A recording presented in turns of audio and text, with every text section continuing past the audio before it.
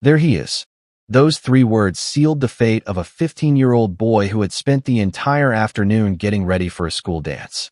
3 words that would launch a mother and father into a 43-year nightmare of unanswered questions, sleepless nights, and a relentless pursuit of justice that would ultimately cost them their lives. Michael noticed John McCabe hitchhiking on the side of the road, his thumb extended hopefully into the cool September night. There he is, Michael said from the passenger seat. The maroon Chevy Impala pulled up beside the teenager. What happened next would become one of the most heartbreaking cold cases in Massachusetts history. Michael got out and grabbed him, shoving him into the back seat. The boy's arms went up defensively as Michael turned around from the front seat, trying to strike him. Under the spaghetti bowl bridge, they bound his ankles with rope, then his wrists, then another piece of rope connecting his ankles to his neck. Tape covered his mouth. He was squirming, wiggling, desperately trying to escape, lying on his belly with his legs pulled up in the air and his head turned sideways. "This will teach you to mess with Mara anymore," they told him. Then they got in the car and drove away, leaving him there in the darkness of an empty lot. A 15-year-old boy who just wanted to go to a dance. A boy whose only crime was existing in the wrong place at the wrong time, perhaps catching the eye of the wrong girl. This is the account of one of the men who took part in the abduction and murder of John McCabe on September 26, 1969. But this confession wouldn't come for 41 years. 41 years of a mother setting a place at the dinner table for a son who would never come home. 41 years of a father documenting every detail of his son's short life, desperately trying to keep his memory alive. 41 years of phone calls to police departments, of following up on leads that went nowhere, of promises from investigators that eventually rang hollow. And when justice finally arrived after more than 4 decades of waiting, it came with a devastating twist that would break the hearts of everyone who had fought so hard for this moment. Before we dive deep into this haunting story of obsession, jealousy, murder, and a family's unwavering dedication to finding the truth, let us know where you're watching from in the comments below.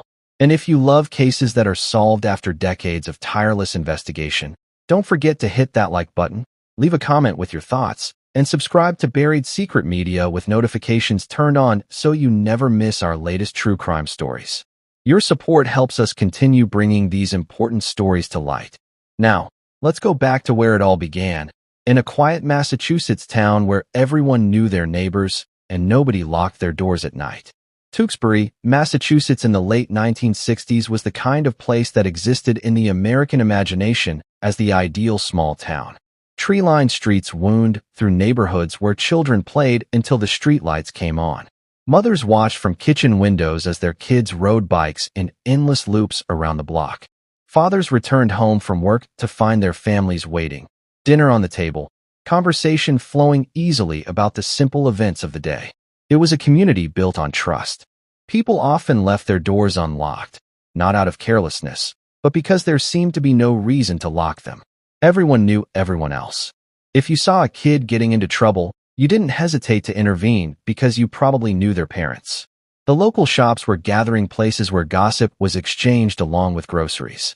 The schools were institutions where teachers had taught multiple generations of the same families. This was post-war America settling into a rhythm of prosperity and suburban expansion. Young families were moving to towns like Tewksbury, drawn by affordable housing, good schools, and the promise of a safe environment to raise children. The town had grown steadily throughout the 1950s and 60s, transforming from a rural area into a thriving suburb of the greater Boston metropolitan area. Main Street featured a pharmacy with an old-fashioned soda fountain where teenagers gathered after school. There was a corner store where kids could buy penny candy. The local library was a stately building where mothers brought their children for story time. Churches anchored different neighborhoods, their bells marking the passage of time on Sunday mornings. The Knights of Columbus Hall hosted community events, dances, and gatherings that brought people together. In this environment, parents felt comfortable giving their children freedoms that would seem unthinkable in later decades. Kids walked to school alone. They explored the woods and streams that still existed on the edges of town. They rode their bikes across town to visit friends without their parents worrying about their safety. The concept of stranger danger hadn't yet taken hold of the American consciousness. This was the world in which John Joseph McCabe grew up. This was the community that shaped him, nurtured him, and ultimately failed to protect him. John Joseph McCabe entered the world on March 13, 1954, born into a family that would come to exemplify both the best of parental love and the devastating impact of unspeakable loss. His father, William McCabe, known to everyone as Bill, worked as an engineer. It was a solid, respectable profession that provided a comfortable middle-class life for his family. Bill was the kind of man who approached everything with meticulous attention to detail, a trait that would later become both his strength and his burden in the decades-long fight for justice. His mother, Evelyn McCabe, worked at the school library, a position that put her at the heart of the community's educational life. She was known for her warmth and patience with children, her ability to recommend just the right book for a struggling reader or an advanced student. She had a gentle manner that put people at ease, but beneath that gentleness lay a core of steel that would be tested in ways she could never have imagined. John was the middle child, sandwiched between two sisters who adored him despite the typical sibling squabbles. His older sister, Debbie, was 2 years his senior.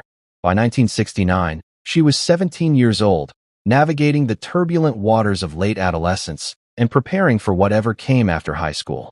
She had a protective streak when it came to her younger siblings, even as she occasionally found her little brother exasperating. His younger sister, Roberta, was 9 years younger than John, making her just 6 years old in 1969. She looked up to her big brother with the uncomplicated admiration that younger siblings often have. To her, John was almost a mythical figure, someone who could do anything, who knew everything, who represented the exciting world of being a teenager that still seemed so far away to her. The McCabe household was characterized by an abundance of love and laughter. Bill and Evelyn had created a home environment where their children felt safe, valued, and encouraged to be themselves. Dinner was a family affair, a time when everyone gathered around the table to share the events of their day. Weekends meant family outings, projects in the garage, or simple time spent together in the backyard. Bill was a hands-on father, unusual for the era when many men maintained emotional distance from their children. He taught John how to fix things, how to work with his hands, how to approach problems systematically. He coached his son's little league team. He helped with homework. He was present in a way that would make his later grief all the more profound. Evelyn was the emotional center of the family. She was the one who kissed scraped knees, who listened to childhood dramas with patience and wisdom, who somehow always knew when one of her children needed extra attention. She had an intuitive understanding of her children's emotional states, a mother's sixth sense that would torment her in the years to come. The family attended church regularly, participated in community events, and maintained close relationships with extended family and neighbors. They were, by all accounts, exactly the kind of family that towns like Tewksbury were meant to nurture and protect. Everyone who knew John McCabe remembered him as being full of life. This wasn't the polite exaggeration that often accompanies descriptions of the deceased. It was the literal truth. John approached the world with an energy and enthusiasm that was infectious. He was constantly in motion, constantly exploring, constantly finding new ways to engage with the world around him. He was a prankster, known for his mischievous sense of humor. His sister Debbie often recalled opening her closet one morning to find it completely filled with grasshoppers. The memory always made her laugh, even decades later, even through tears.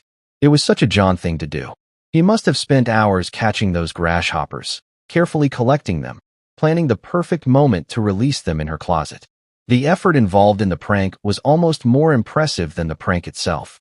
But John's pranks were never mean-spirited. They were the work of a boy who loved to see people smile, who enjoyed the moment of surprise followed by laughter. He understood instinctively the difference between a prank that delighted and one that hurt, and he always stayed on the right side of that line. His younger sister, Roberta, remembered his love for the outdoors with particular fondness. John was happiest when he was outside, exploring the natural world with the unself-conscious curiosity of a born naturalist. His hands were perpetually dirty, stained with soil from digging, oil and grease from working on bikes, or helping his father with car repairs, or the residue from handling the various animals he was constantly collecting. Frogs were a particular favorite. He knew where to find them, how to catch them, how to hold them so they wouldn't leap away. He would bring them home to show his family. His face lit up with excitement as he explained some fascinating fact about their biology or behavior. His mother would shake her head with amused exasperation, knowing that a thorough hand-washing would be required before dinner. But it wasn't just frogs. John had an endless fascination with all creatures. He brought home insects, snakes, turtles, and once, memorably, a full-grown goose. No one in the family could quite remember how he'd managed to bring a goose home or what his plan had been for keeping it. The goose stayed for a few days before being relocated to a more appropriate environment, but it became one of those family stories that got told and retold, growing slightly in the telling, always accompanied by laughter.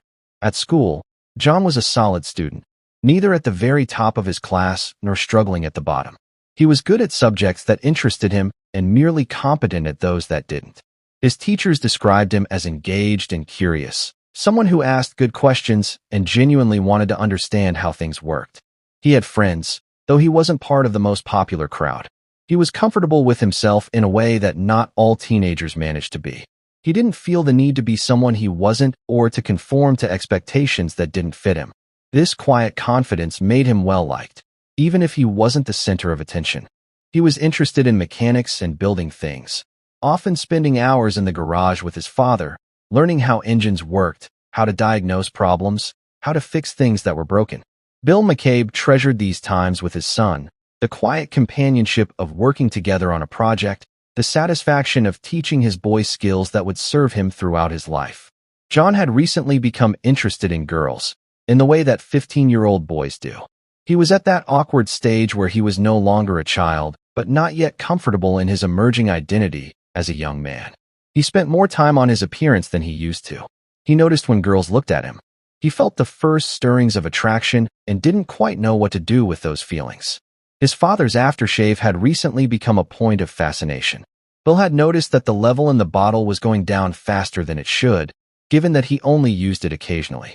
He had realized, with a mixture of amusement and poignancy, that John was using it, trying on the trappings of manhood even though he didn't yet shave.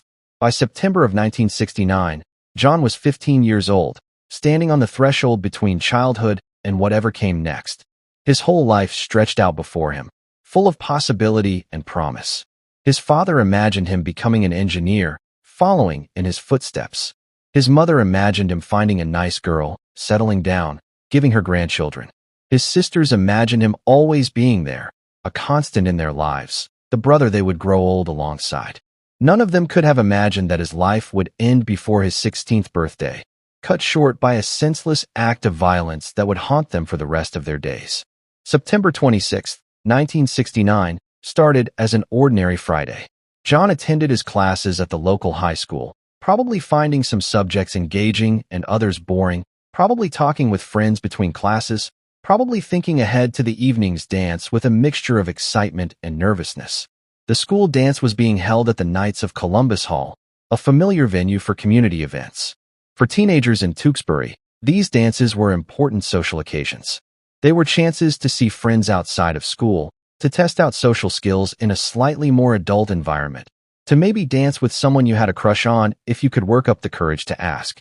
For John, the dance represented something significant. He was excited enough about it that he asked his parents for permission well in advance, making sure there would be no last-minute obstacles to his attendance.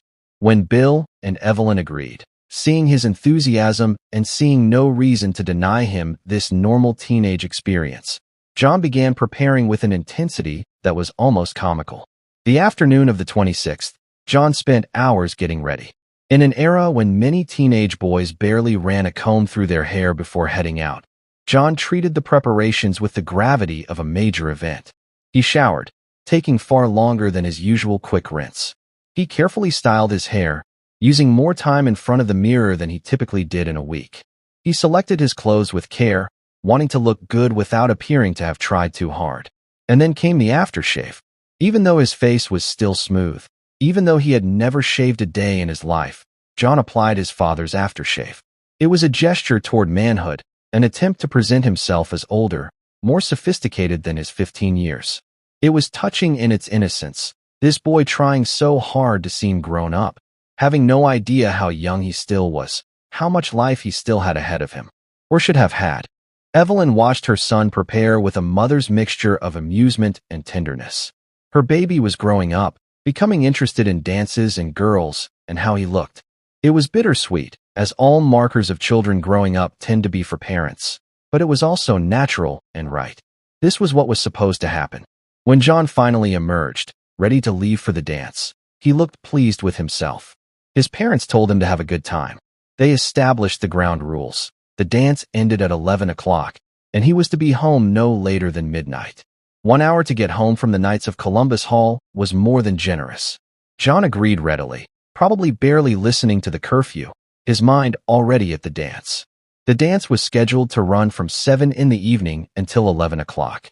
For hours of music, socialization, awkward dancing, and teenage drama.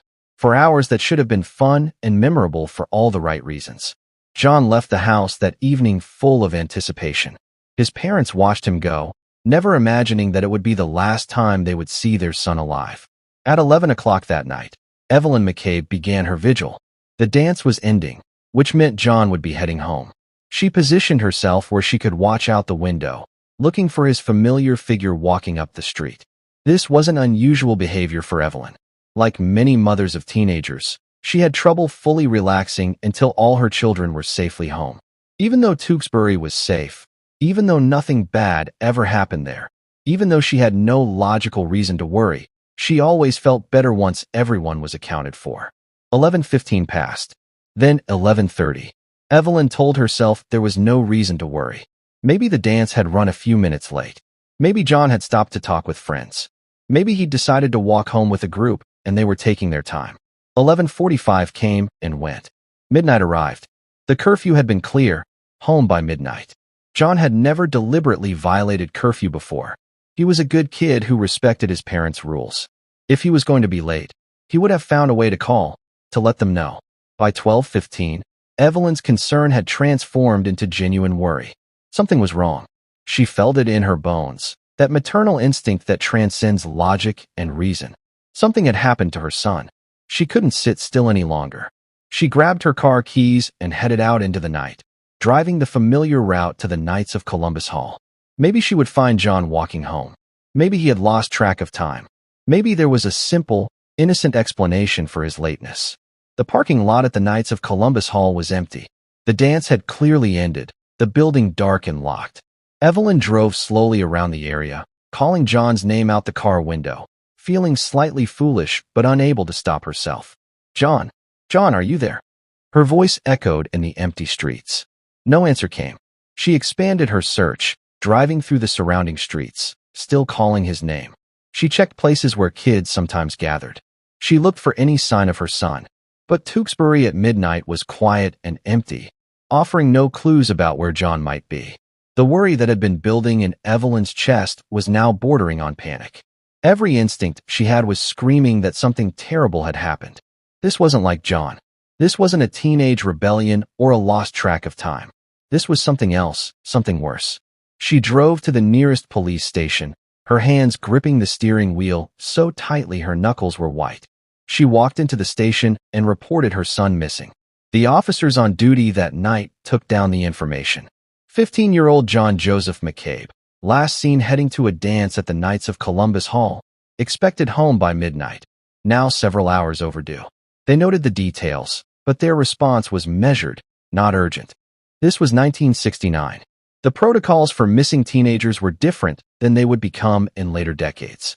There was often a waiting period before a missing teen was treated as a true emergency. Teenagers ran away. They acted out. They lost track of time.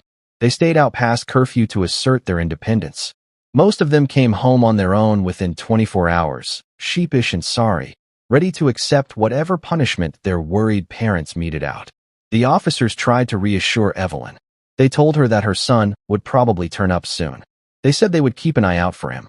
They suggested she go home and wait, in case John came back on his own. But Evelyn knew. Even as the officers spoke their reassuring words, even as she tried to tell herself they might be right, she knew deep in her soul that her son was not going to walk through the door with some innocent explanation for his absence. She drove home in a daze. Bill was waiting, his face drawn with worry. Together, They sat up for the rest of the night, watching the door, waiting for a sound that never came. Evelyn prayed. She bargained with God. She promised anything, everything, if only her son would come home safe. The hours crawled by with agonizing slowness. Every sound made them jump, hoping it was John. But the night passed, and dawn broke, and still their son did not come home. Later, Evelyn would describe that night as the beginning of a nightmare from which she would never truly wake. Somewhere in those dark hours, sitting in her living room waiting for a son who would never return, a part of her died. The Evelyn McCabe who watched her son leave for a dance would never exist again. In her place was a woman who would spend the next 46 years consumed by grief, guilt, and an unquenchable thirst for justice. September 27, 1969, dawned with the kind of beautiful late summer weather that makes New England famous. The sky was clear, the air was crisp with just a hint of autumn's approach, and the morning sun cast everything in golden light. It was the kind of day that should have been filled with simple pleasures and outdoor activities. In a vacant dirt lot on Maple Street in the neighboring town of Lowell, approximately 30 minutes from Tewksbury, 3 young children were cutting through the empty space. Kids often used the lot as a shortcut, a piece of undeveloped land that provided a faster route than sticking to the sidewalks and streets.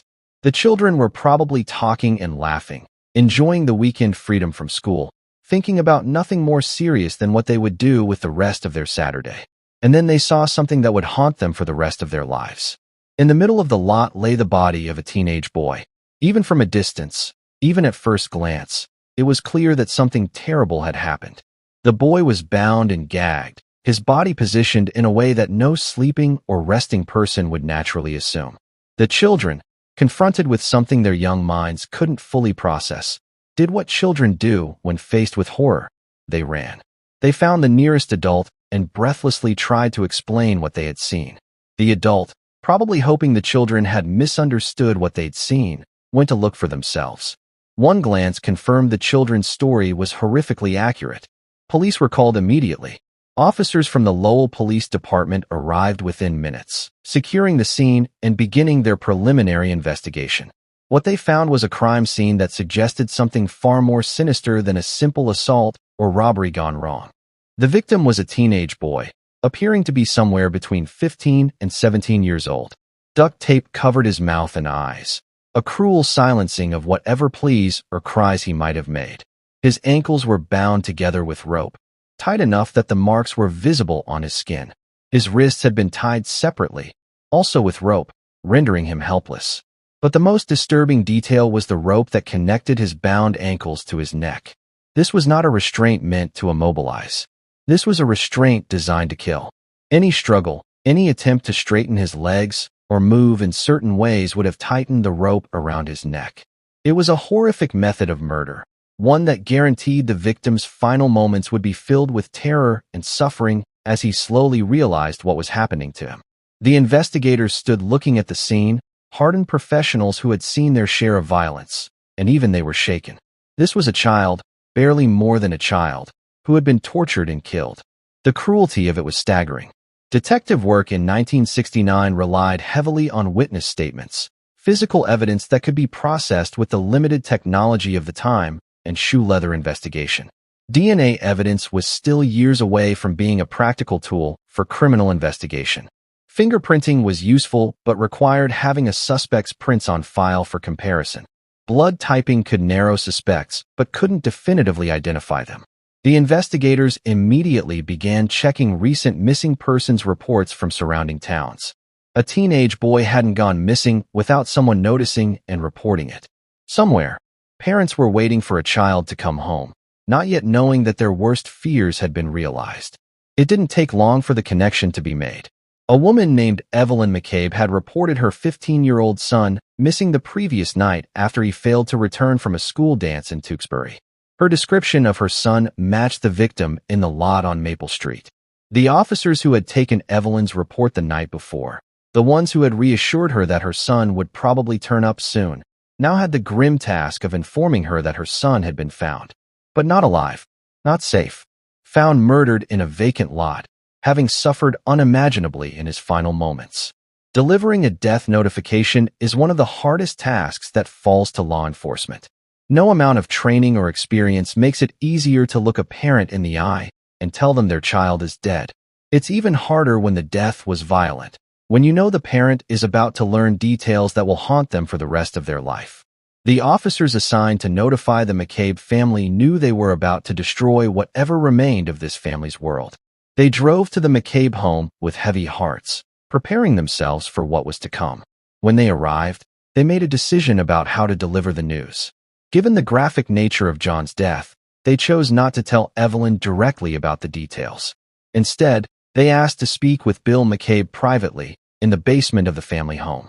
Bill followed them downstairs, probably knowing from their expressions that the news was not good, but not yet grasping the full magnitude of what they were about to tell him. In the privacy of the basement, away from Evelyn and the girls, the officers told him what had been found. His son was dead.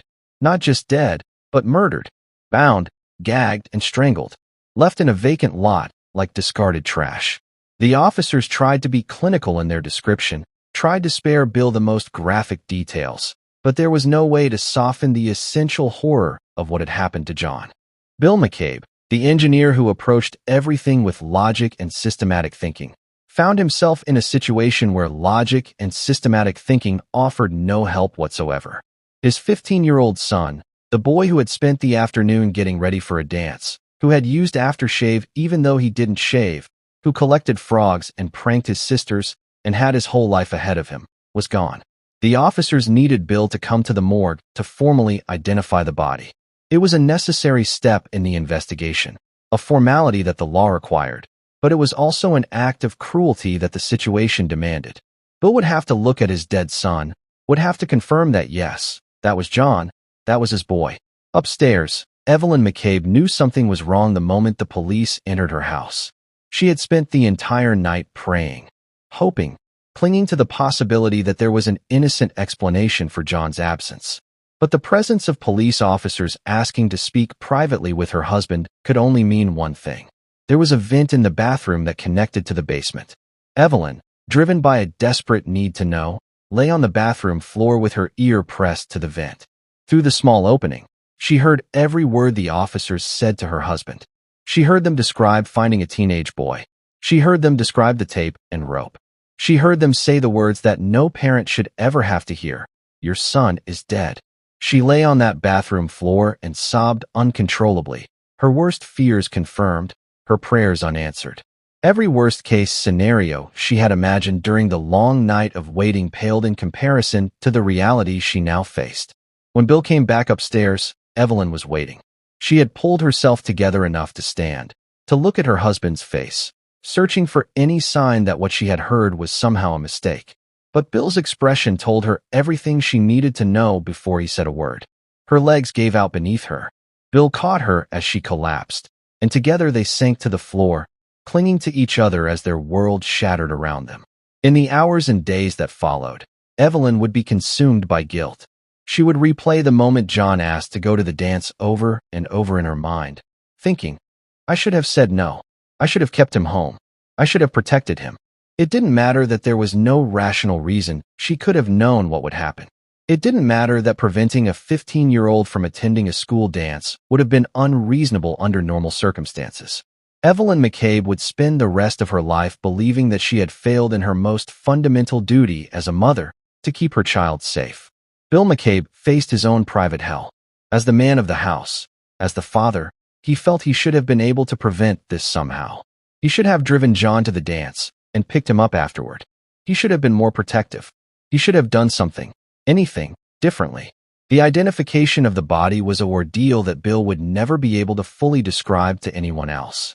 Walking into the cold, sterile environment of the morgue, being led to where his son's body lay, having to look at John's face, peaceful in death but still bearing the marks of his final moments, having to say the words, yes, that's my son. That's John Joseph McCabe. That image would never leave him. For the rest of his life, whenever he closed his eyes, Bill McCabe would see his son's face as it looked in the morgue. He would see the boy who should have grown into a man, who should have had a career, a family, a full life. Instead, he saw the 15-year-old whose life had been cut short by senseless violence. Evelyn couldn't bring herself to go to the morgue. She couldn't look at her son's body.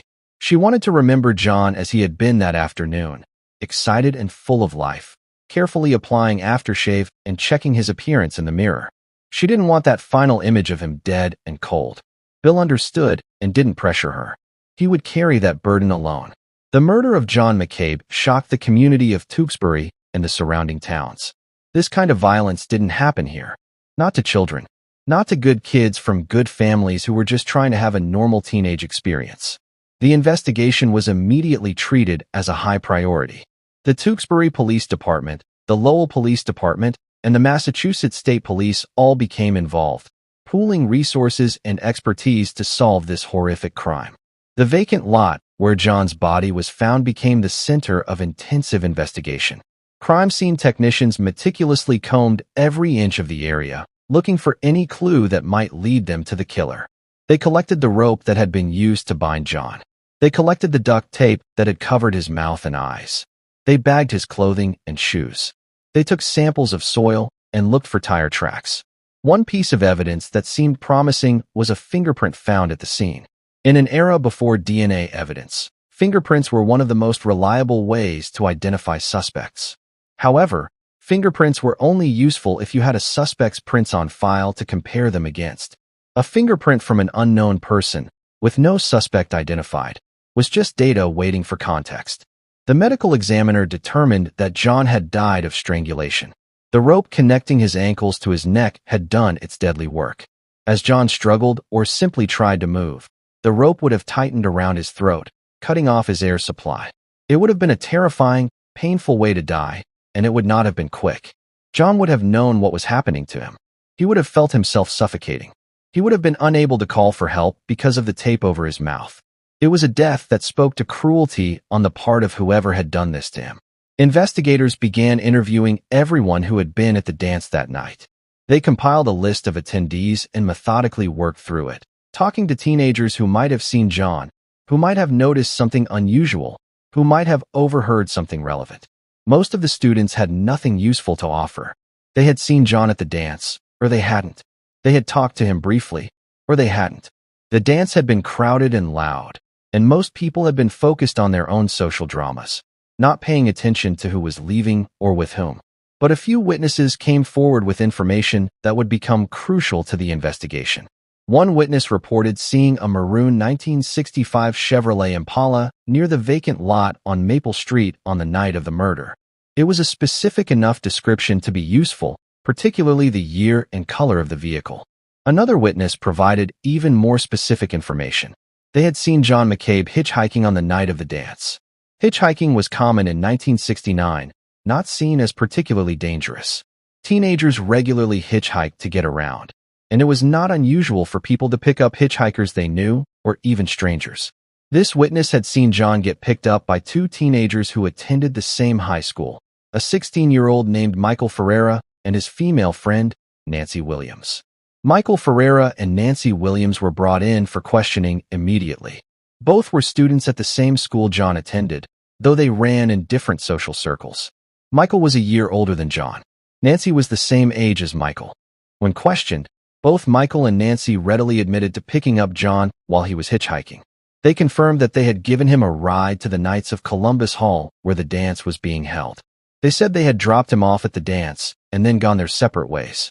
It was a simple, straightforward story, and they stuck to it consistently. Michael claimed he barely knew John, that he had only seen him around school a few times. They weren't friends, they didn't hang out, they had no relationship to speak of. Picking him up while he was hitchhiking was just a neighborly gesture, nothing more than that. Nancy told the same story. They had seen John hitchhiking, recognized him as someone from school, and offered him a ride. They dropped him at the dance.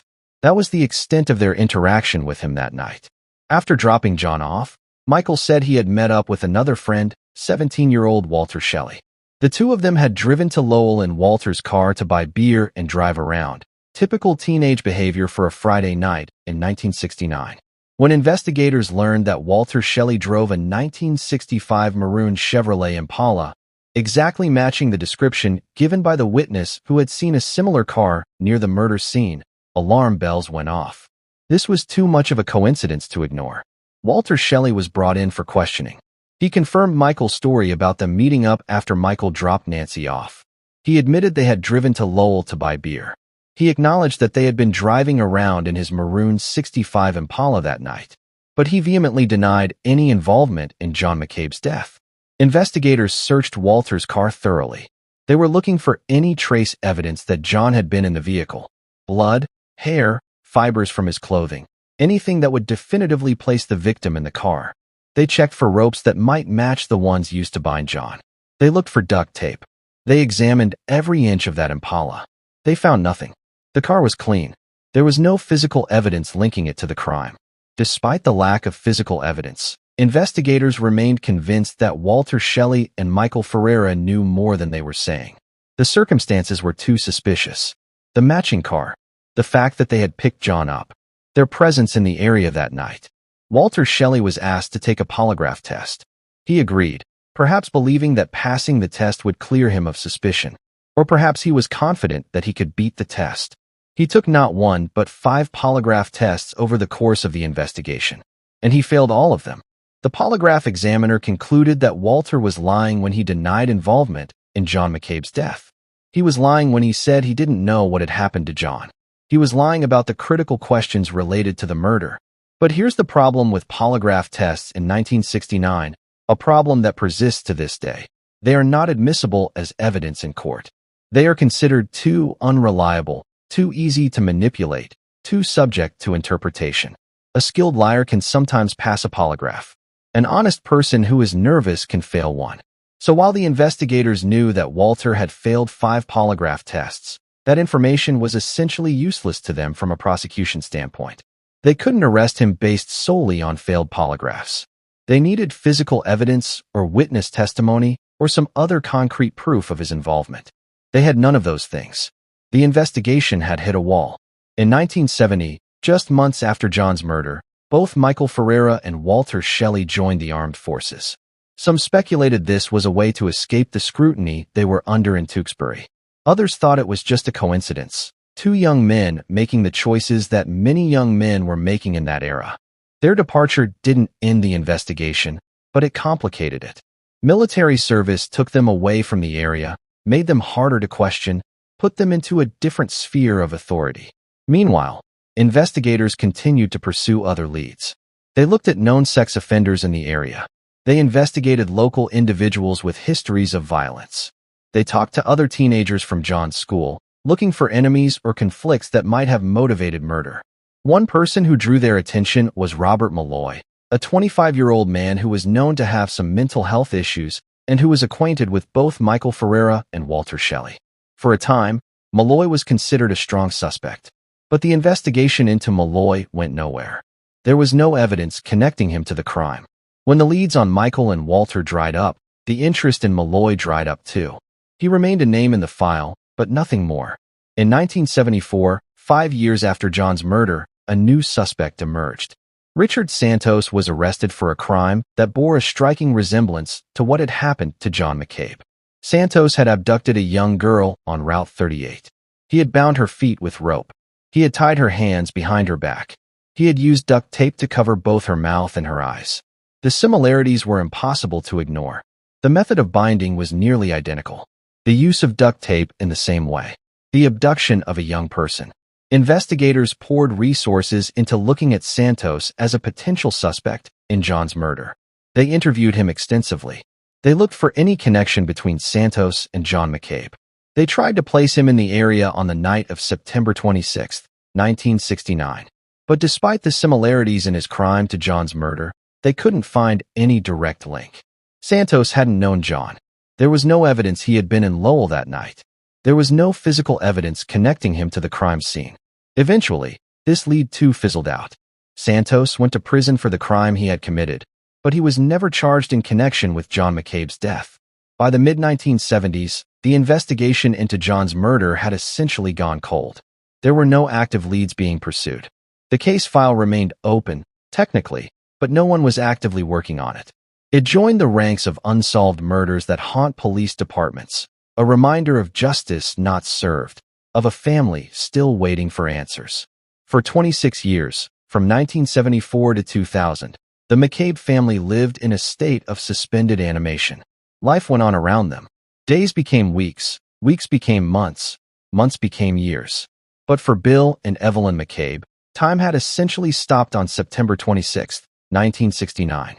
Evelyn McCabe did something that became both a tribute to her son and a daily reminder of her loss. She continued to set a place for John at the dinner table. Every single day, for decades, she put out a plate, silverware, and a glass for the son who would never come home. It wasn't that she believed he would somehow return. She knew he was dead. She had buried him. But setting his place at the table was a way of keeping him present in the family, of refusing to let him be forgotten, of maintaining his role as a member of the McCabe household even in death. Visitors to the McCabe home found it heartbreaking to see that empty place setting, to watch Evelyn carefully arrange John's silverware just so, to witness this daily ritual of grief. Some gently suggested that perhaps it was time to let go, that maintaining this practice was preventing her from healing. But Evelyn couldn't let go, wouldn't let go. Setting John's place was her way of honoring him, of keeping her promise to be the mother he deserved even after death. She often found herself staring at that empty place, imagining him sitting there, wondering what kind of man he would have become. Did he call for me? She would think to herself. What kind of mother was I that I wasn't there for him when he needed me most? This self-recrimination became a constant companion. No matter how many times people told her it wasn't her fault, no matter how illogical she knew her guilt was, Evelyn couldn't shake the feeling that she had failed her son in the most fundamental way possible. In a 2000 interview, decades after John's death, Evelyn spoke about her sleepless nights. "I don't think I've had a whole night's sleep since it happened," she said, her voice heavy with exhaustion that went beyond the physical. It was the exhaustion of carrying grief for 31 years, of waking every morning to the same loss, of going to bed every night with the same unanswered questions. Bill McCabe dealt with his grief differently, but no less intensely. He became obsessed with documenting every detail of John's life. He created meticulous records of his son's 15 years on Earth. Birth records, school records, report cards, photographs, memorabilia from Little League games and school events. Everything that could serve as proof that John Joseph McCabe had existed, had mattered, had been important. He wrote detailed accounts of John's personality, his interests, his quirks. He documented family stories, the pranks, the love of nature, the full-grown goose. He wrote about his dreams for his son, the future he had envisioned for him. "I think we had every right to be proud of him," Bill said in that same 2000 interview. "I always visualized him as being a big shot somewhere." John Joseph McCabe, my son JJ. The act of writing was therapeutic for Bill. It gave him a sense of purpose, a way to channel his grief into something tangible. But it was also painful. Each word a reminder of everything John would never get to be, all the potential that had been stolen from him. Evelyn kept John's childhood savings, a small collection of coins and bills that John had accumulated over the years. She kept them in a special place, treating them as precious artifacts. "I almost put it in the casket with him," she admitted. "But then I decided to hold on to it, and when I see him again, I'll give it to him." This belief in an eventual reunion sustained Evelyn through the darkest times. She believed with absolute certainty that she would see her son again in whatever came after this life, that she would have the chance to hold him again, to tell him how much she loved him, to give him back his savings and watch his face light up the way it did when he was alive. Both Bill and Evelyn prayed every single day for justice for their son. They prayed for the people who had killed John to be identified, arrested, prosecuted, and punished. They prayed for closure, for answers, for some sense that the universe was not completely indifferent to their suffering. But year after year passed with no movement on the case. The police had no new leads. The investigation remained cold.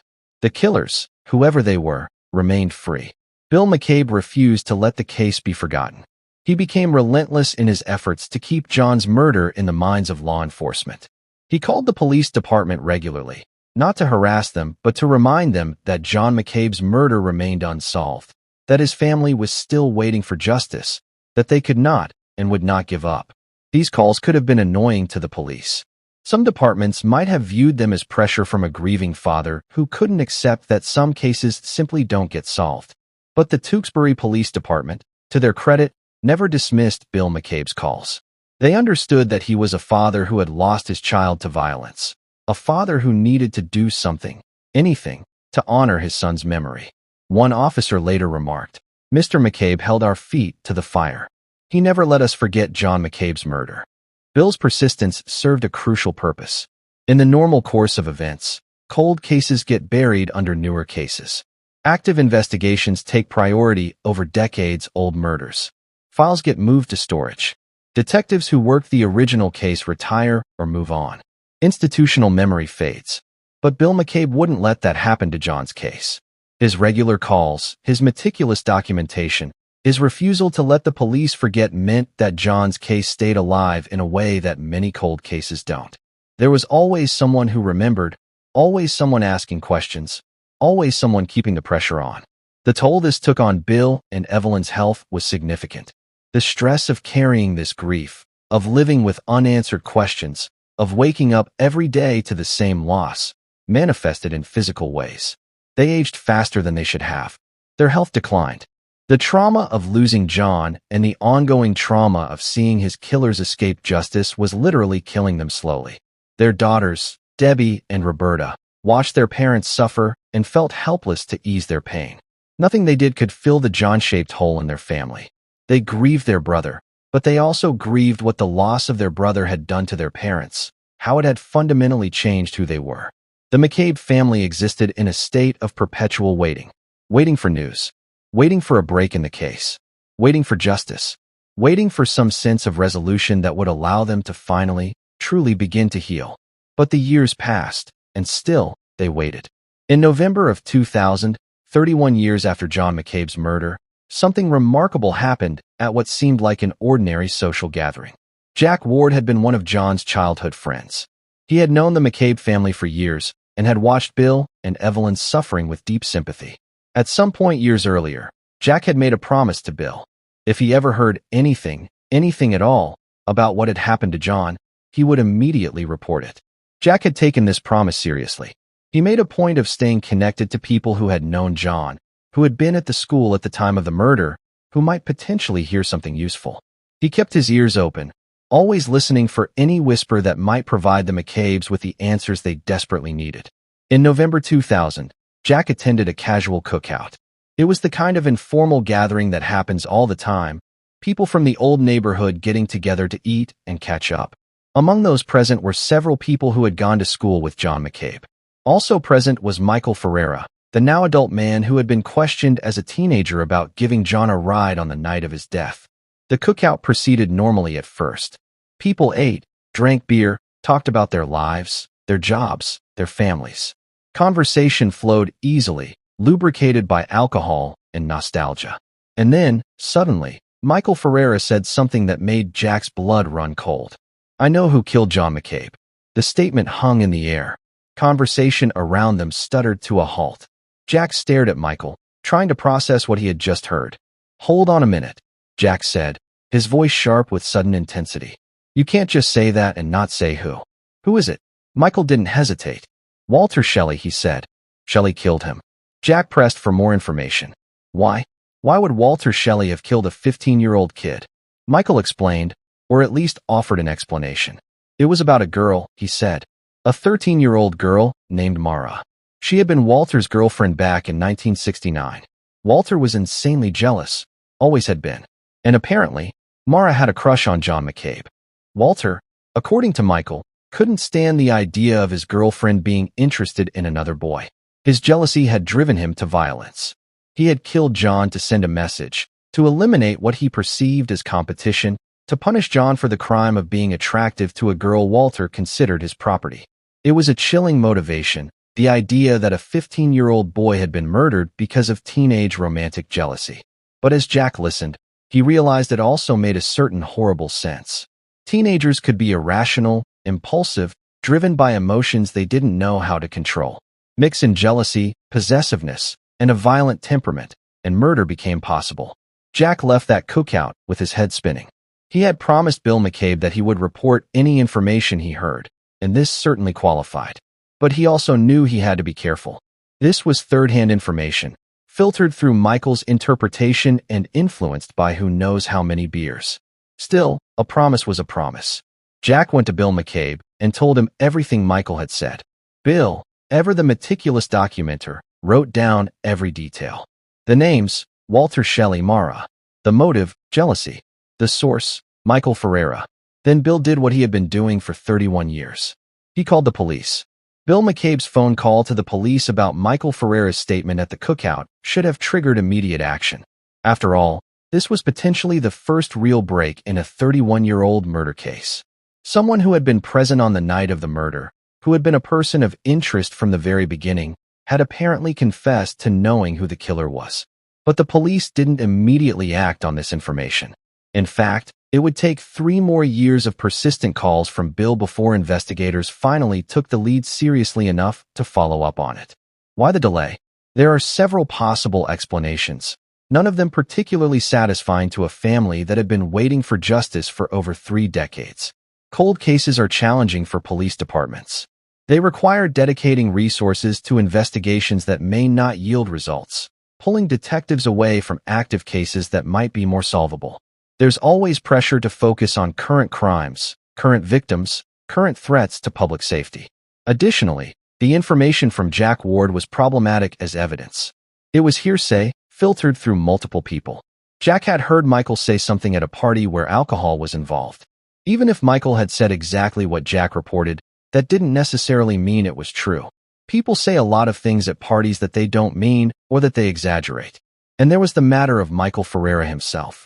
He had been questioned extensively in 1969 and had never wavered from his story that he had simply given John a ride to the dance and knew nothing about his death. Why would he suddenly confess to knowing the killer's identity 31 years later? And why would he do it at a casual cookout rather than going to the police? But Bill McCabe didn't care about the investigative challenges or the evidentiary problems. He cared about justice for his son. So he kept calling.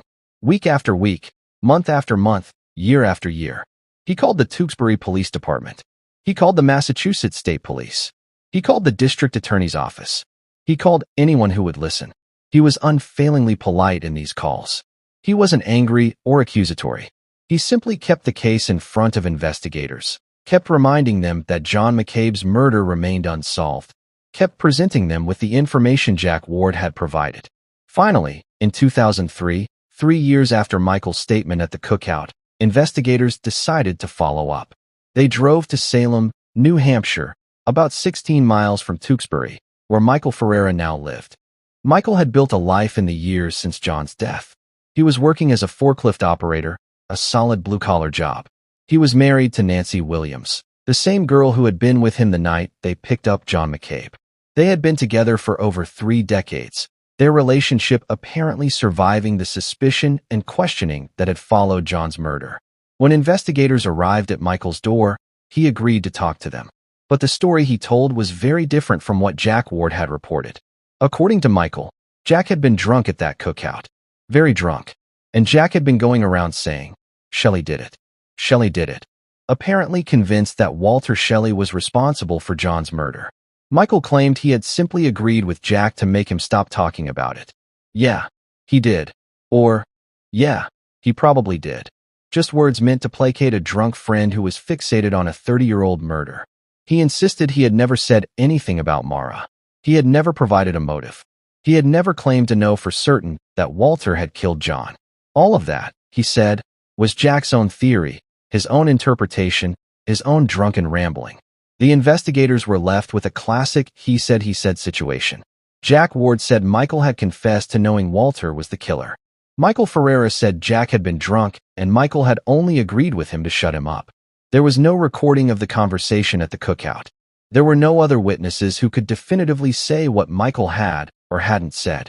It came down to who the investigators chose to believe, and belief wasn't enough to build a prosecution on. Once again, the investigation stalled. Once again, the case went cold.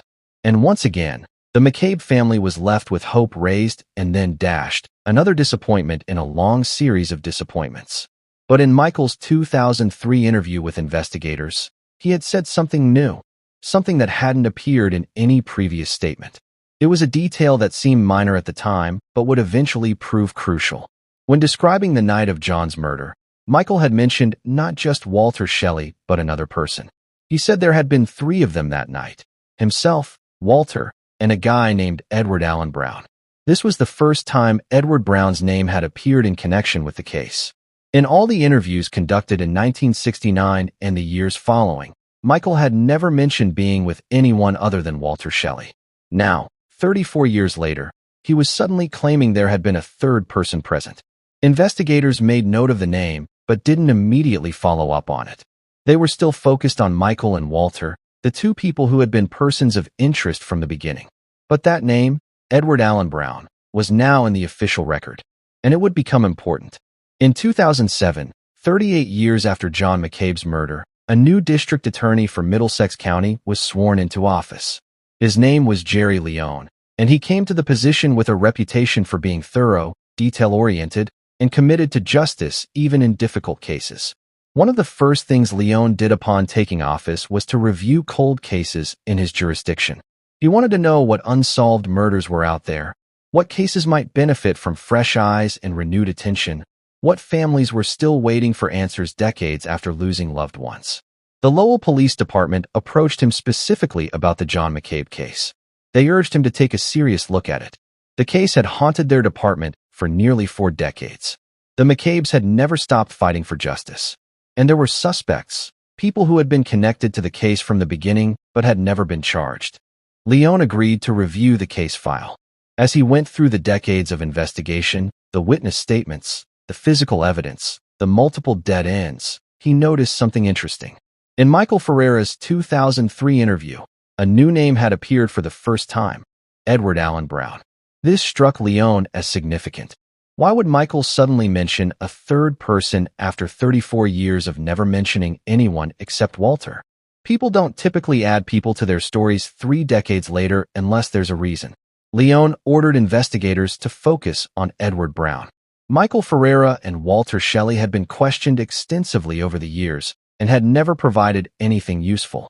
Maybe a different approach, focusing on someone who hadn't been under the same scrutiny, would yield better results. Investigators dug into Edward Brown's background. In 1969, he had been 17 years old. He had lived in Tewksbury, not far from the McCabe family. He had known both Michael Ferreira and Walter Shelley, running in the same general social circle. Like Michael and Walter, Edward had joined the military after high school. He had made a career of it, serving in the Air Force for decades before retiring. By 2007, he was living in New Hampshire, far from the scene of the crime, seemingly having left his past behind. Investigators tracked him down and showed up at his house. When they identified themselves and said they wanted to talk about the murder of John McCabe, Edward's reaction was telling. He claimed he knew nothing about it. More than that, he claimed he had never even heard of John McCabe. He had no idea what they were talking about. This response immediately struck investigators as absurd. John McCabe's murder had been major news in Tewksbury in 1969. It had dominated local conversation for months. Edward lived right down the road from the McCabe family. He was the same age as John, went to the same school, knew people who knew John. For him to claim complete ignorance of even John's existence, let alone his murder, was simply not credible. It was such an obvious lie that it actually gave investigators hope. People only lie when they're hiding something. Edward Brown was clearly hiding something. But if Edward chose to stick to his story, there wasn't much investigators could do. They couldn't force him to talk. They couldn't arrest him without evidence. They left his house frustrated but convinced that Edward knew more than he was saying. Shortly after investigators left Edward Brown's house, they received a phone call that changed everything. It was from Edward's wife, Carolyn. "I think my husband's lying to you," she told them. Carolyn Brown went on to explain that about 20 to 25 years earlier, Edward had confessed something to her. He had told her that he had been involved in the murder of a young boy. It must have been an extraordinary moment for investigators. Here was the wife of a suspect, someone who had no obligation to call them, someone who had every reason to protect her husband, and she was telling them that her husband had confessed to her decades ago about being involved in a murder. Carolyn didn't provide extensive details in that initial call. She didn't claim to know exactly what Edward had done or what role he had played, but she was clear about one thing. Edward had told her he was involved, and she believed him. This was potentially the break investigators had been waiting for. A confession, even if it was secondhand and made years ago, was more than they had ever had before. They went back to Edward, armed with this new information. They told him that his wife had called them. They told him what she had said. They pressured him to come clean, to tell the truth about what had happened to John McCabe. But Edward didn't break. He continued to deny any involvement. He continued to claim he knew nothing about the murder. Whatever he had told his wife years ago, he wasn't willing to repeat to investigators now. The case hit another dead end. Even with Carolyn's statement, even with the clear evidence that Edward was lying, investigators didn't have enough to charge him with anything. They needed more. And so the case went cold again.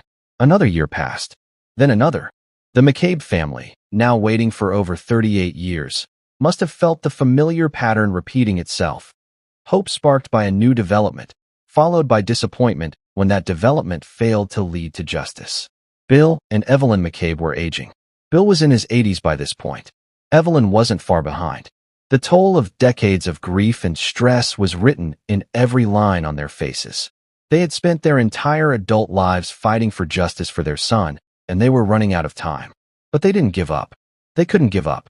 Giving up would have felt like abandoning John all over again.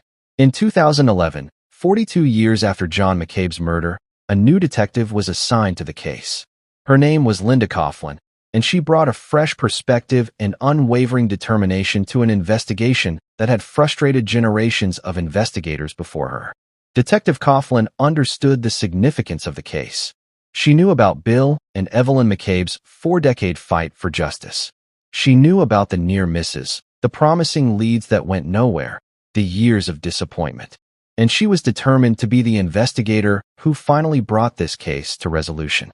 She started by thoroughly reviewing the entire case file, all 42 years of investigation. She familiarized herself with every detail, every witness statement, every piece of evidence, every dead end. She wanted to understand not just the facts of the case, but also the history of the investigation, where previous investigators had focused their efforts and why. Then she traveled to New Hampshire to interview Edward Brown again. If Carolyn Brown's statement was accurate, if Edward had indeed confessed to her about being involved in a murder, then he was the weak link, the person most likely to break under the right pressure. Detective Coughlin interrogated Edward twice. She was skilled in interview techniques, knowing how to build rapport, how to apply pressure, when to be sympathetic and when to be confrontational. She knew how to make suspects feel that confessing was their only option, that the truth was going to come out regardless, that cooperation was in their best interest. But Edward remained resistant. He stuck to his story. He knew nothing. He had never even heard of John McCabe. Detective Coughlin then administered a polygraph test. Edward agreed to take it, perhaps still believing he could convince everyone of his innocence. He failed. The polygraph examiner concluded that Edward was being deceptive when he denied involvement in John McCabe's death, just as Walter Shelley had failed multiple polygraphs 42 years earlier. Confronted with the polygraph results, confronted with the fact that his wife had already told investigators about his confession to her, confronted with a detective who clearly wasn't going to let this go, Edward Allen Brown finally broke. He confessed. After 41 years of silence, Edward admitted that he had been present when Michael Ferreira and Walter Shelley killed John McCabe. He agreed to tell investigators everything that had happened that night in September of 1969. Edward Brown's confession, coming 41 years after the murder, finally provided answers to questions that had haunted the McCabe family for decades. For the first time, they would learn exactly what had happened to their son in his final hours. According to Edward's account, he was at home on the night of September 26, 1969, watching television. It was around 10:30 in the evening when Michael Ferreira and Walter Shelley showed up at his house. They told him they needed his help with something. They were vague about what, exactly, they needed help with. Edward, probably flattered to be included, probably not thinking about the potential consequences, agreed to go with them. He got into Walter's maroon 1965 Chevrolet Impala, the same car that had been reported near the crime scene all those years ago. As they drove, Michael and Walter finally revealed their plan. There was a kid, they told Edward, who had been messing around with Walter's girlfriend, Mara. They were going to find this kid and teach him a lesson. They were going to scare him, rough him up a little, make sure he understood to stay away from what belonged to Walter. Edward, 17 years old and eager to seem tough, eager to be part of the group, didn't object. Teaching someone a lesson sounded like the kind of thing tough guys did. It sounded like an adventure, a story he could tell later. They drove toward the Knights of Columbus Hall, where the school dance was being held. They were looking for this kid, scanning the streets for him. And then Michael spotted someone. A 15-year-old boy, thumb extended, trying to hitchhike home from the dance. "There he is," Michael said. They pulled up next to John McCabe. John, seeing a car stop for him, seeing what appeared to be other teenagers, probably felt relieved. He was getting a ride home. He wouldn't have to walk. Everything seemed fine. Michael got out of the front passenger seat. He grabbed John and shoved him into the back seat where Edward was sitting. John probably realized at this moment that something was wrong, that these weren't friendly classmates offering a ride, that he was in danger. Michael got back into the front passenger seat, but turned around to face the back. He started trying to hit John, slapping at him, while John instinctively raised his arms to protect his face. They drove to an abandoned lot on Maple Road in Lowell. When they arrived, Edward pushed John out of the car. According to his testimony, Edward believed at this point that they were just going to scare John, maybe rough him up a little. He hadn't realized the full extent of what Michael and Walter had planned. Michael and Walter tripped John, getting him to the ground. Then, while Edward and Walter held him down, Michael began tying him up. First, Michael tied John's ankles together with rope. Then he tied his wrists together, also with rope. Then, in a horrifyingly calculating move, he took another piece of rope and connected John's bound ankles to his neck. This wasn't a restraint meant to just keep John from running away. This was designed to kill. With his ankles tied to his neck, any struggle, any attempt to straighten his legs, would tighten the rope around his throat. It was a method of murder that was slow, terrifying, and guaranteed to cause immense suffering. They put duct tape over John's mouth, silencing any cries for help. Edward described watching John squirm and wiggle, trying desperately to escape. He was lying on his belly with his legs pulled up in the air, his head turned sideways, completely helpless. Someone said to John, "This will teach you to mess with Mara anymore." Then Michael, Walter, and Edward got back in the car and drove away. They left John there, bound and gagged, slowly strangling himself as he struggled against the ropes. They drove around for a while, drinking beers, trying to act like everything was normal. But Edward, according to his testimony, was disturbed by what they had done. He suggested they should go back and release John, let him go now that they had scared him sufficiently. They agreed to go back to the lot. When they arrived, Michael and Walter got out of the car and walked over to where they had left John. They were only gone for about 30 to 45 seconds. When they returned to the car, they delivered devastating news. John wasn't breathing anymore. He was dead. The rope connecting his ankles to his neck had done its work. John McCabe had strangled to death in that empty lot, alone and terrified, while three teenagers who should have been his schoolmates drove around drinking beer and congratulating themselves on teaching him a lesson. They drove Edward home. He testified that he went to his bed and cried. He was 17 years old. He had just been present for a murder, and he kept the secret for 41 years. When asked why he had remained silent for so long, Edward said he was scared of Michael Ferreira. Michael had threatened to kill him if he ever told anyone what had happened that night. Whether this was true or just Edward's attempt to justify his decades of silence is impossible to know. Thanks to Edward Brown's confession, on April 15, 2011, nearly 42 years after the murder of John Joseph McCabe, 3 arrests were made. Edward Allen Brown was indicted for manslaughter because he had cooperated with investigators, because he had finally told the truth about what happened, and because his testimony would be crucial to prosecuting the others. He was offered a deal. The specific charges reflected his role as someone who was present but who prosecutors believed had not been the primary instigator. Walter Shelley and Michael Ferreira were both indicted for first-degree murder. Bill and Evelyn McCabe were notified immediately. The phone call they had been waiting 42 years to receive had finally come. The people responsible for their son's death had been arrested.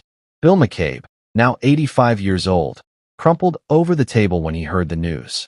He began to cry. These were not tears of sadness, though sadness was certainly present. These were tears of relief, of vindication, of hope that justice might finally be served. For 42 years, Bill had made those phone calls to police departments. For 42 years, he had documented every detail of his son's life and death. For 42 years, He had refused to let anyone forget John Joseph McCabe. And now, finally, his efforts had paid off. Arrests had been made.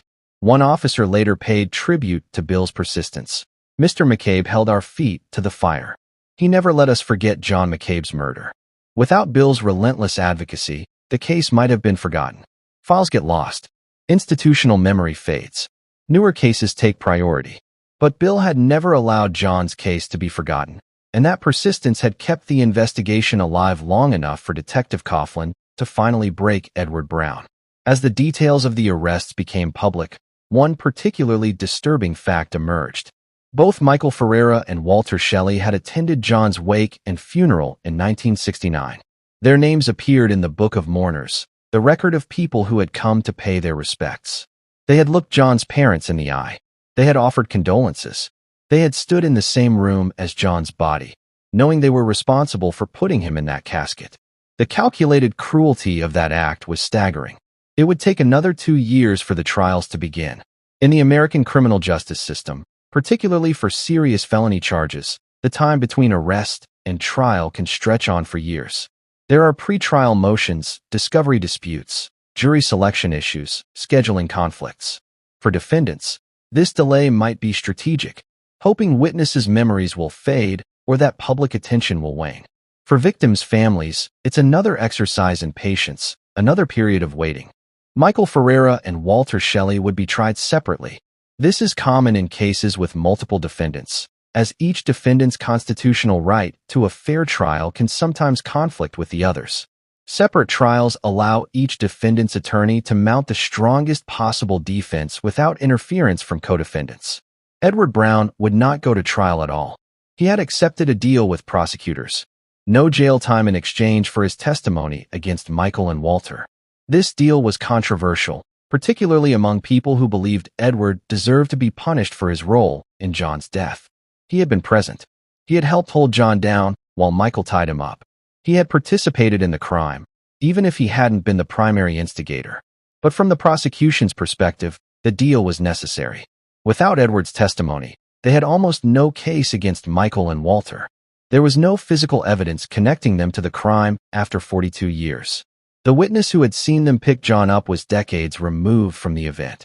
The polygraph tests Walter had failed in 1969 were inadmissible in court. Edward Brown was their star witness, potentially the only witness who could describe what had happened that night. Without him, Michael and Walter would likely walk free. So the prosecution made a deal with someone they considered the lesser of the criminals in order to have any chance of convicting the others. For the McCabe family, this was a bitter pill to swallow. They wanted everyone involved in John's death to be punished.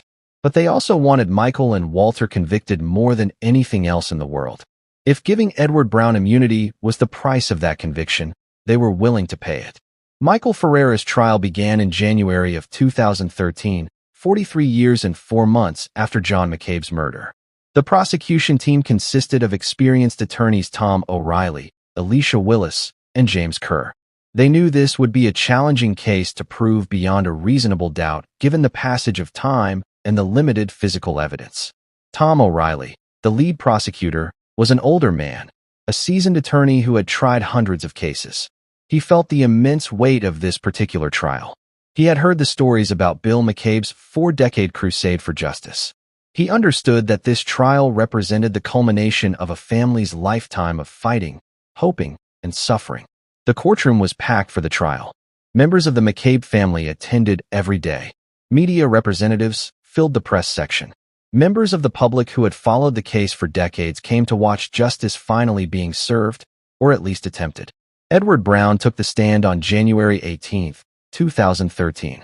This was the moment the entire trial had been building toward. For the first time publicly, the complete story of what happened to John McCabe on September 26, 1969, would be revealed. Edward was understandably nervous. He was about to testify against people who had once been his friends. He was admitting to his own role in a murder. He was reliving something he had spent 41 years trying to forget. But he told his story, providing the detailed account described earlier in this narrative. He described being picked up by Michael and Walter. He described their plan to teach a lesson to someone messing with Walter's girlfriend. He described finding John hitchhiking and forcing him into the car. He described the beating, the binding, the rope connecting ankles to neck, the tape over the mouth. He described John struggling desperately, trying to escape, lying on his belly with his legs in the air and his head turned sideways, squirming and wiggling in a futile attempt to free himself. He described leaving John there and driving around drinking beer. He described returning to find that John was no longer breathing, that their lesson had turned into murder. It was powerful testimony. The jury listened intently, many appearing visibly shaken by the descriptions of a 15-year-old boy's final moments. The McCabe family members in the courtroom wept quietly as they finally learned the details of what had happened to John. But powerful testimony alone doesn't guarantee a conviction. The defense attorney, Eric Wilson, was prepared to attack Edward's credibility from every angle. Eric Wilson's cross-examination of Edward Brown was brutal and effective. Over 2 days, Wilson systematically dismantled Edward's credibility, planting seeds of doubt in the jurors' minds about whether his testimony could be trusted. Wilson established that Edward had lied under oath multiple times during the investigation. When nervous, when scared, when frightened, Edward had lied. Edward admitted this freely, having little choice when confronted with the documented inconsistencies in his various statements over the years. Wilson then attacked the accuracy of Edward's memory after 42 years. He got Edward to admit that investigators had fed him information about details of the crime scene, the location being a dirt lot, the presence of a railroad tower nearby, the motivation being Walter's jealousy over Mara. This was a crucial strategy. Wilson was suggesting that Edward didn't actually remember the events clearly, but had reconstructed them based on information provided by investigators who were convinced of Michael's guilt. Edward wasn't lying necessarily, Wilson implied, but he was repeating what he had been told rather than what he actually remembered. Then Wilson moved in for the kill, focusing on the specific question of who had actually killed John McCabe. "Mr. Brown," Wilson said, his voice sharp and unwavering. "You testified that Michael Ferreira was present. You even said he helped hold John down, perhaps tied his ankles or wrists. But can you, under oath, definitively tell this jury that Michael Ferreira was the one who tied the rope around John McCabe's neck, the rope that connected to his ankles, strangling him?" Edward hesitated. His gaze fell to the floor. "I can't say for sure," he finally admitted. "Can you definitively tell this jury that Michael Ferreira applied the final piece of tape over John McCabe's mouth that caused his death by suffocation?" "No, I cannot," Edward mumbled, his voice barely audible. Wilson straightened, turning slightly to address the jury directly. "So your testimony does not definitively place Michael Ferreira as the one who committed the fatal acts, does it, Mr. Brown?" Edward remained silent, offering no further clarification. This was devastating to the prosecution's case. In a murder trial, proving that someone was present at a killing is not enough for a first-degree murder conviction. The prosecution has to prove that the defendant either committed the fatal act themselves or was a willing participant in a joint venture with the specific intent to cause death. Edward's testimony established that Michael was present. It established that Michael participated in the assault and binding of John McCabe. But it did not definitively establish that Michael was the person who tied the specific rope that strangled John or applied the specific piece of tape that prevented him from breathing.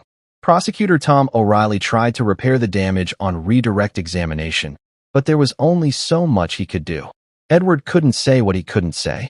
He didn't know for certain, after 42 years, exactly whose hands had tied which rope or applied which piece of tape. And in the American criminal justice system, beyond a reasonable doubt is the standard. If the jury had reasonable doubt about whether Michael had committed the specific act that caused John's death, they were supposed to acquit. The defense then called Mara Sheehan to the stand. She was Walter Shelley's former girlfriend and, for a brief time, his wife. Her testimony would address the prosecution's theory about motive, that Walter had killed John out of jealousy because John was interested in Mara. Mara testified that John McCabe had never flirted with her. He had never expressed any interest in her. They had never gone to the dance together. She had no reason to believe John had any romantic feelings for her whatsoever. More significantly, she testified that at the time of John's murder in September of 1969, she and Walter Shelley were not actually dating. According to her testimony, they only began dating after John's death. This directly contradicted the prosecution's theory of motive. If Walter wasn't dating Mara at the time of the murder, why would he have been jealous about John's supposed interest in her? Why would he have killed a 15-year-old boy over a girl he wasn't even romantically involved with at the time? However, Mara's testimony was problematic in its own way. She also stated that she and Walter began dating in September of 1969, which would have to have been very shortly after John's death on September 26th. This timing was suspicious. Furthermore, her current testimony contradicted what she had told police in earlier interviews. In previous statements, she had said that she and Walter were dating at the time of the murder and had been together since she was 12 years old. When confronted with these inconsistencies, Mara became evasive. "I don't know," she said. "I can't imagine that I did say that to them." Her reluctance to explain the contradictions struck many observers as an obvious attempt to distance herself from any perceived responsibility for what had happened. John's sister later said, "Why lie about dating someone unless it was because of her that John was murdered?" The truth was probably somewhere in between Mara's conflicting accounts. Perhaps she and Walter had been in the early stages of a relationship, the talking stage as teenagers might call it today. Perhaps they weren't officially boyfriend and girlfriend, but had some understanding between them. Perhaps Walter's possessiveness and jealousy extended even to girls he wasn't officially dating but considered his. Mara also testified about Walter's character, confirming that he was indeed violent and jealous. When asked directly if Walter was a jealous man, she responded without hesitation, "Absolutely." She explained that she had married Walter after the murder, but later divorced him specifically because of his violence. This testimony supported the prosecution's characterization of Walter as someone capable of extreme violence driven by jealousy, even if the exact details of his relationship with Mara at the time of the murder remained unclear. Eric Wilson, however, used Mara's contradictory testimony to further argue that the prosecution's case was built on shaky foundations. If the core motive of jealousy over Mara was unproven, if the relationship timeline was uncertain, how could the jury trust the rest of the prosecution's theory? One of the most emotionally powerful moments of the trial came when Bill McCabe took the witness stand. He was 85 years old by this point, frail and visibly weakened by age and decades of stress and grief. It took every ounce of his remaining strength to make it to the witness box. He moved slowly, carefully, like a man who might shatter if he moved too quickly. But he was determined to be there, to speak for his son, to participate in the justice he had fought for so long to achieve. Prosecutor Tom O'Reilly's examination of Bill was gentle, respectful of the elderly man's fragile state and the profound loss he represented. "Good morning, Mr. McCabe," O'Reilly began, his voice soft. "Do you remember September 27th, 1969? "Yes, sir," Bill replied, his voice strained but clear. "How old was John on that day?" "He was 15 years, 6 months, and 2 weeks. The specificity of that answer said everything about Bill McCabe. 43 years later, he could still calculate his son's exact age on the day his body was found. John had been dead longer than he had been alive, but Bill still knew precisely how old his son would have been. O'Reilly walked Bill through his memories of that day. The police coming to the house, learning that his son had been found, having to identify John's body at the morgue. The simple questions elicited profound grief, Bill's face showing the toll of reliving that worst day of his life. The defense chose not to cross-examine Bill McCabe. What could they possibly ask him that would help their case? Attacking a grieving father who had spent 4 decades fighting for justice would only alienate the jury. Bill's testimony served an important purpose for the prosecution. It humanized the victim. John McCabe wasn't just a name in a 40-year-old case file. He was a real boy, a beloved son, a brother, a friend. He was someone whose loss had devastated a family and consumed their lives for decades. After both sides rested their cases and delivered their closing arguments, the jury retired to deliberate. They spent 5 hours reviewing the evidence, discussing the testimony, trying to reach a verdict that everyone could agree on. Those 5 hours must have felt like an eternity to the McCabe family. Everything they had fought for, everything they had hoped for, everything they had sacrificed for over the past 43 years came down to what 12 strangers decided in a deliberation room. Bill McCabe, frail and exhausted, could not bear to be in the courtroom when the verdict was read. The stress of the trial had been immense. The emotional toll of hearing details about his son's death, of seeing the people responsible sitting just a few feet away looking unconcerned, of hoping desperately for justice while fearing disappointment, had pushed him to his limits. He retreated to another room, convinced that his heart literally could not withstand a not guilty verdict. If Michael Ferrero walked free, if 43 years of fighting ended with the killer escaping justice, Bill wasn't sure he would survive it. His fears were realized. The jury returned a verdict of not guilty. Michael Ferrero was acquitted of all charges. The words "not guilty" echoed through the courtroom. There was a collective gasp from the gallery. People couldn't believe what they were hearing. After everything, after the confession, after the testimony, after 43 years of fighting, Michael Ferrero was going to walk free. Michael himself allowed a slow smile to spread across his face. He exchanged a triumphant glance with his defense attorney, Eric Wilson. They had won. For the McCabe family, it was devastating beyond words. They had been so close. Finally, after all these years, they thought justice was within reach. But Eric Wilson had successfully created enough reasonable doubt about Michael's specific role in the fatal aspects of the murder that the jury felt they couldn't convict. Being present at a murder is not enough for a first-degree murder conviction. Participating in an assault that leads to death is not enough if you can't prove the defendant committed or specifically intended the fatal act. The jury had followed their legal obligation to acquit if they had reasonable doubt, but the result felt like a profound injustice to everyone who knew what had really happened. Evelyn McCabe had to deliver the devastating news to her husband. She was terrified to tell him. She knew how fragile his condition was, how much he had invested in this trial, how desperately he had hoped for justice. When she told him that Michael had been found not guilty, Bill broke down completely. 43 years of hope, of fighting, of refusing to give up, and this was the result. One of the people responsible for his son's death was walking free. For days later, Bill McCabe's heart gave out. He died on January 22, 2013, just 4 days after the verdict that had devastated him. His family firmly believed that the stress and heartbreak from the trial had killed him. The doctors might have listed the medical cause of death as heart failure, but the McCabe family knew the truth. Bill had died of a broken heart, killed by the injustice of seeing his son's killer walk free. Before he died, Evelyn made a solemn promise to her husband. She would take over the fight. She would do everything in her power to see justice done.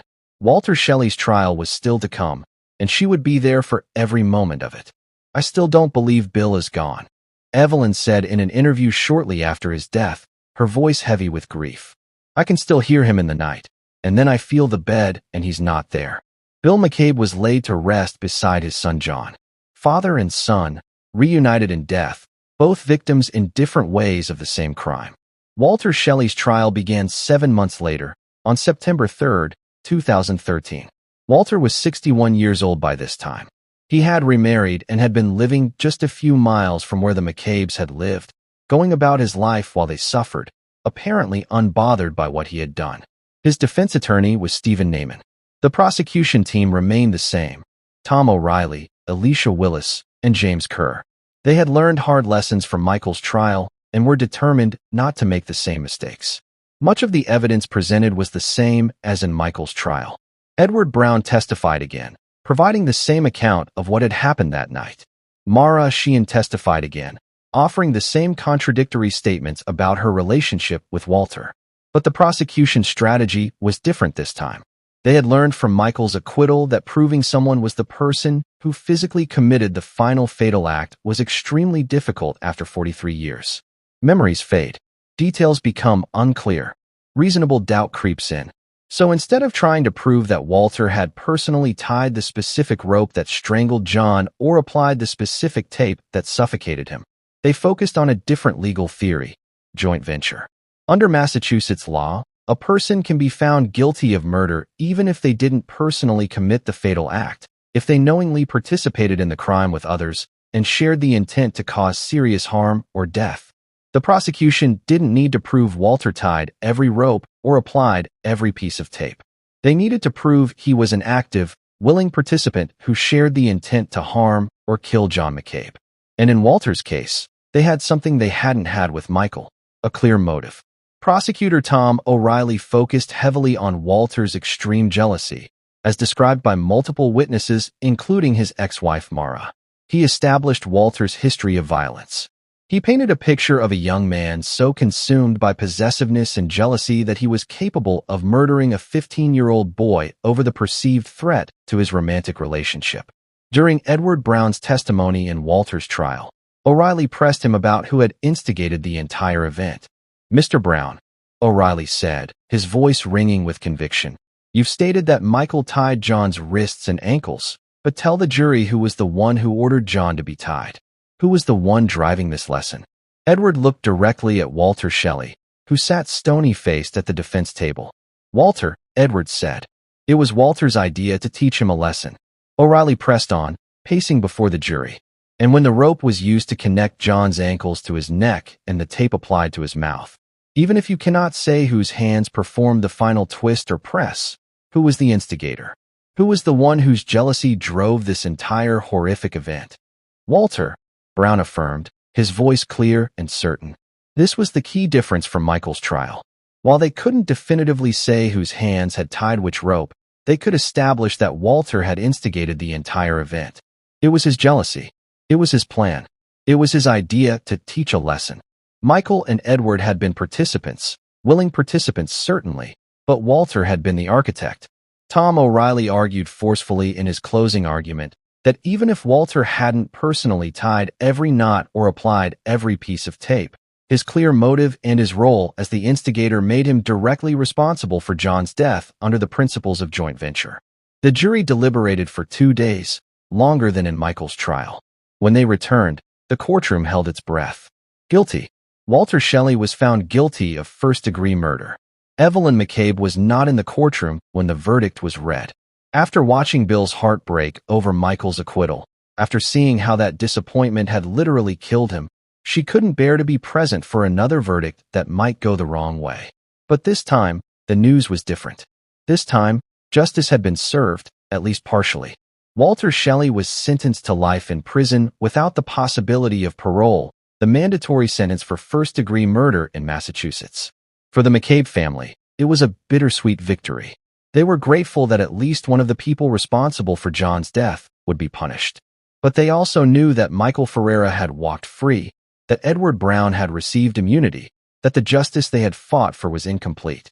In March of 2016, 3 years after Walter's conviction, a judge reduced his verdict from first-degree murder to second-degree murder. The legal reasoning was complex, having to do with the strength of the evidence regarding premeditation and specific intent. The judge stated that the weight of the evidence falls more squarely on second-degree murder. This reduction changed Walter's sentence significantly. While he was still sentenced to life imprisonment, because the crime had occurred when he was under 18 years old, Massachusetts state law made him eligible for parole after serving 15 years. 15 years from his 2013 conviction meant Walter would be eligible for parole in 2028. John's sisters and other family members immediately vowed to oppose Walter's parole whenever he became eligible. They would attend every parole hearing.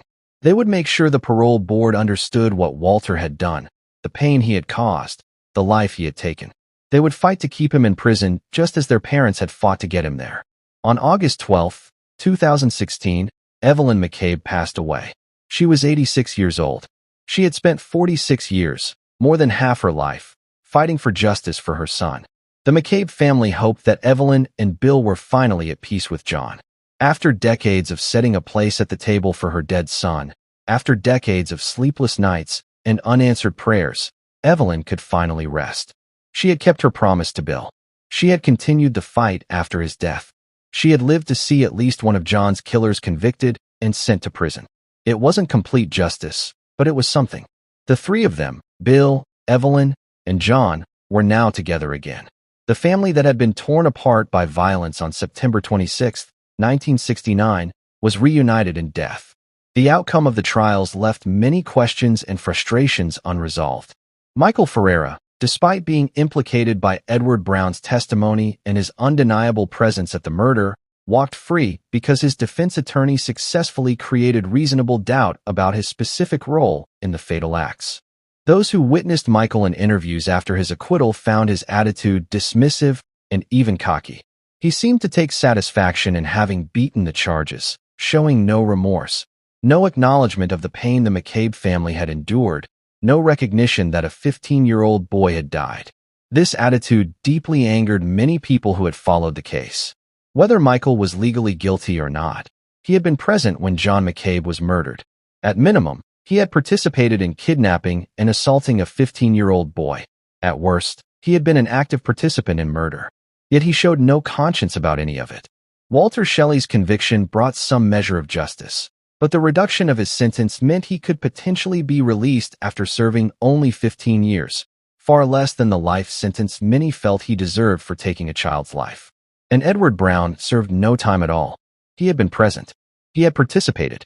He had helped hold John down while he was tied up. He had kept silent for 41 years. Yet he walked away with immunity because he had been willing to testify. The American criminal justice system often requires making such deals.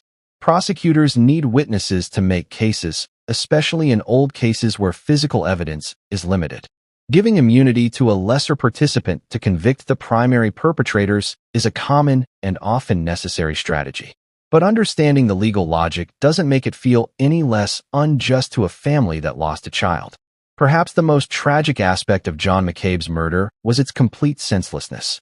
He was 15 years old, excited about a school dance. He spent the afternoon getting ready, carefully styling his hair, applying his father's aftershave even though he didn't shave. He wanted to go to a dance. That was his crime. That was what put him in the wrong place at the wrong time. He may have caught the eye of a 13-year-old girl named Mara. He may not have. He may have been completely unaware that Walter Shelley even existed, let alone that Walter considered Mara off limits. John was simply existing, living his life, being a normal teenager. And for that, he was kidnapped, beaten, bound with rope in a way specifically designed to cause death, taped, and left to slowly strangle himself in an empty lot while his killers drove around drinking beer. The cruelty of it is staggering. The waste of potential is heartbreaking. John McCabe never got to graduate high school, never got to fall in love, never got to pursue a career, never got to become the big shot his father imagined he could be, never got to have children of his own, never got to grow old. His life ended at 15, in terror and pain, because of teenage jealousy and violence. The fight that Bill and Evelyn McCabe waged for 46 years stands as a testament to parental love and determination. Many parents, faced with decades of disappointment and dead ends, might have eventually given up, might have decided that the emotional cost was too high, might have chosen to try to move on with their lives. Bill and Evelyn never gave up, never stopped fighting, never stopped calling the police, never stopped demanding justice for their son. That persistence was literally what kept the case alive. Without Bill's constant phone calls, without his meticulous documentation, without his refusal to let anyone forget John Joseph McCabe, the case would likely have been permanently buried in the cold case files. Detective Linda Coughlin might never have been assigned to the case. Edward Brown might never have been interviewed. The confession that broke the case open might never have happened. John's sisters, Debbie and Roberta, watched their parents sacrifice their health, their peace of mind, and ultimately their lives to this fight. They learned from their parents' example what it means to love unconditionally, to fight for justice no matter the cost, to refuse to abandon someone you love even when they're gone. Now they carry on the fight in their own way, vowing to appear at Walter Shelley's parole hearings, determined to ensure that he serves as much time as possible for what he did to their brother. The John McCabe case has also become a teaching example in law enforcement circles about the importance of never giving up on cold cases. Advances in investigative techniques, changes in witness willingness to cooperate, new technologies, all of these things mean that cases that seem unsolvable might eventually be solved. Detective Coughlin's success in breaking Edward Brown after 41 years of silence demonstrates that persistence and skill can overcome even decades of obstruction. And the case stands as a reminder of how precious and fragile life is, how quickly everything can change, how a normal Friday evening can turn into a nightmare that echoes across decades. Today, as we come to the end of this story, Walter Shelley remains in prison. He will be eligible for parole in 2028, just a few years from now. When that time comes, members of the John McCabe family will be there to oppose his release, to remind the parole board of the 15-year-old boy whose life he took. Michael Ferreira lives free, having been acquitted of all charges. He cannot be retried due to double jeopardy protections in the American legal system. Whatever role he played in John McCabe's death, he will never face legal consequences for it. Edward Brown also lives free, protected by the immunity deal he negotiated in exchange for his testimony. Bill and Evelyn McCabe rest beside their son John in a cemetery in Massachusetts, their decades-long fight finally over. And John Joseph McCabe remains forever 15, forever the boy who wanted to go to a school dance, forever the son who spent an afternoon getting ready and carefully applying his father's aftershave. His story is one of innocence destroyed, of a family's unwavering love, of justice delayed and incomplete, and of the senseless violence that can erupt from teenage jealousy and rage. It's a story that deserves to be remembered, not just as a true crime case, but as a reminder of the real human cost of violence, the enduring power of a parent's love, and the importance of never giving up on justice, no matter how long it takes. Thank you for being here and listening to this story from Buried Secret Media. If this case moved you, please take a moment to hit that like button, leave a comment sharing your thoughts about the McCabe family's incredible fight for justice, and subscribe to our channel with notifications turned on so you never miss our latest true crime stories. Stay safe, hold your loved ones close, and remember that every case we cover represents real people, real families, and real lives forever changed by tragedy. Until next time, this has been Buried Secret Media.